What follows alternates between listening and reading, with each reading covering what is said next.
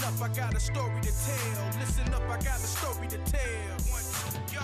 Listen up, I got a story to tell. Listen up, I got a story to tell.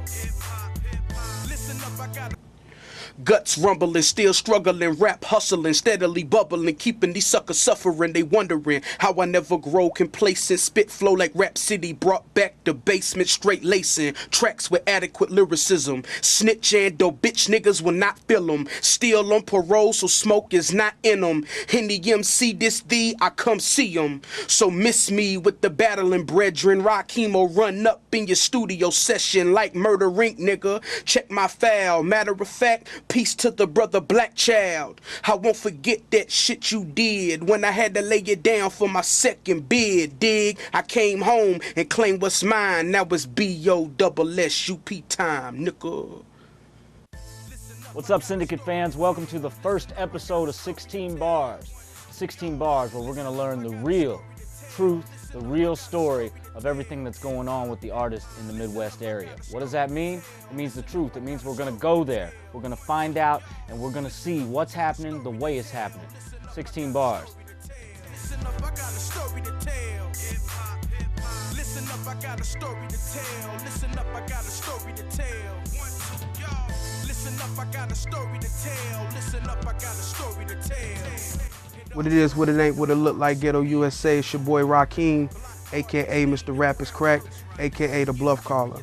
I'm a Morganfield, Kentucky native, and I'm a hip-hop artist. I'm an MC, man. That's what I do.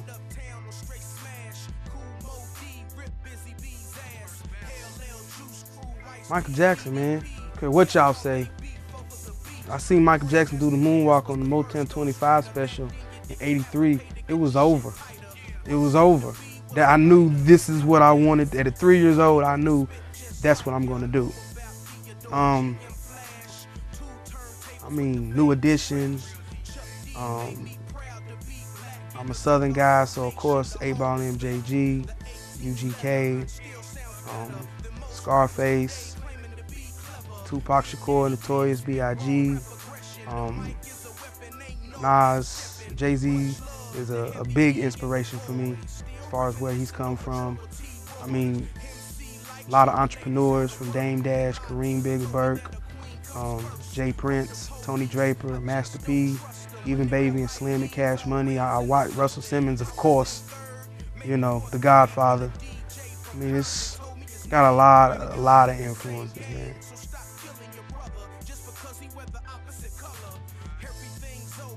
My dad was a DJ before he was a preacher. He owned his own nightclub.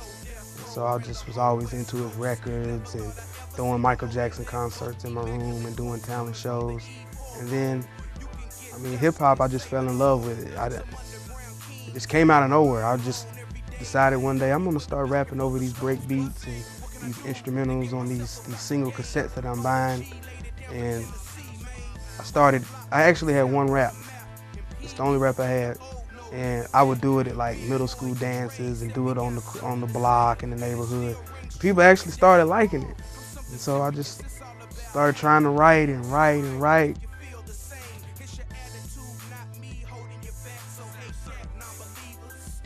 Yeah, I do, but I'm not spitting it. It's horrible. I think every MC remembers their first rap. My name was Mr. Big Stuff.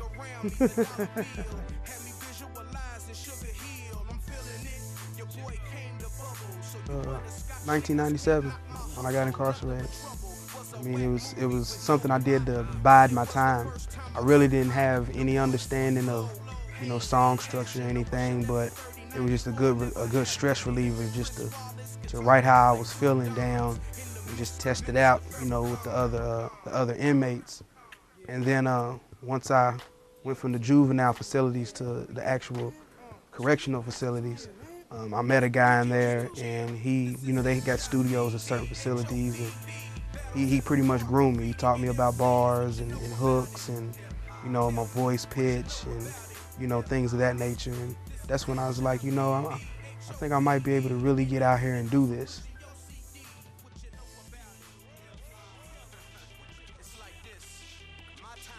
Mandatory.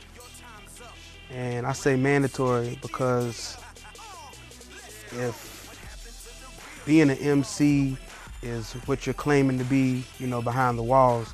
You're gonna have to prove it. You know, you can't do albums in there, you know, and things of that nature. It's straight up. Your respect level comes from whether or not you got skills, whether or not you're really talking about something, putting them words together. So it's a necessity behind the wall.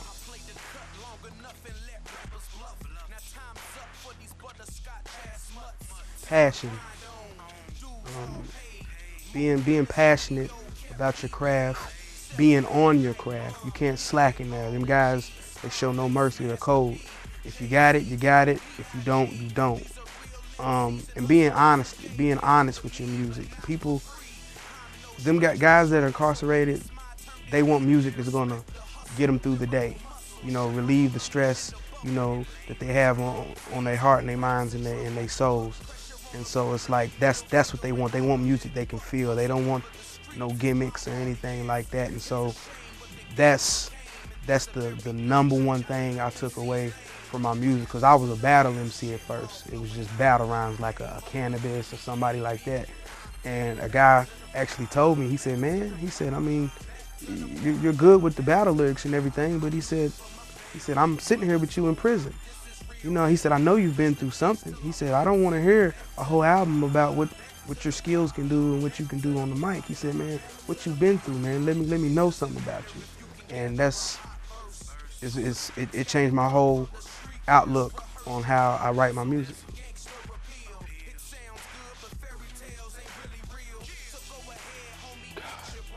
I don't even think it qualifies to be a studio, man, but it was rough.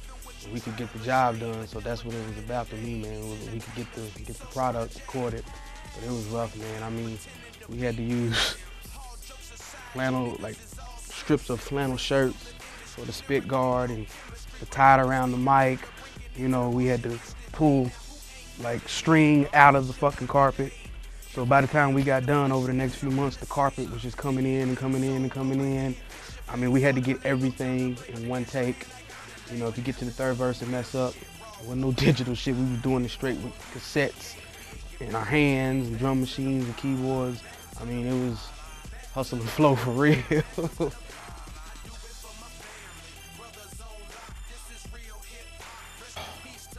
It made me choose.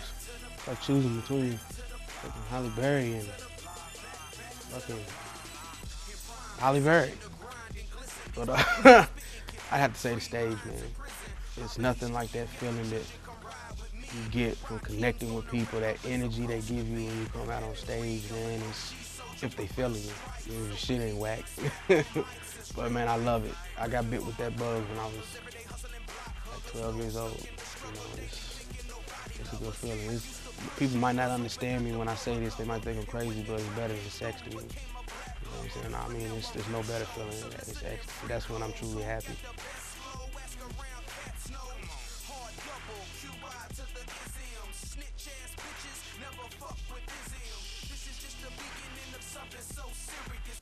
May 11th, 1998. That's the day I got sentenced to 10 years in a Kentucky correctional facility. Changed my life forever. I was 17 years old, and it was also the week of my 18th birthday. I turned 18 3 days later. So that's what I got for my 18th birthday, a 10-year prison sentence. I told y'all I wanted in, but y'all didn't want to let me sit at the table and get something to eat. So now I've let myself in. So I hope you've gotten all your CD sales and all. Tell y'all a little story, man. Past few months I've been having a little run-ins here and there. I fired 2 times. Pow, pow. I take off running, back the way that I just came. And as I was running down this hill right here, he returned fire. Listen up, I got a story to tell. Hip-hop, hip-hop. Listen up, I got a story to tell. Listen up, I got a story to tell. 1, 2, y'all. Listen up, I got a story to tell. Listen up, I got a story to tell.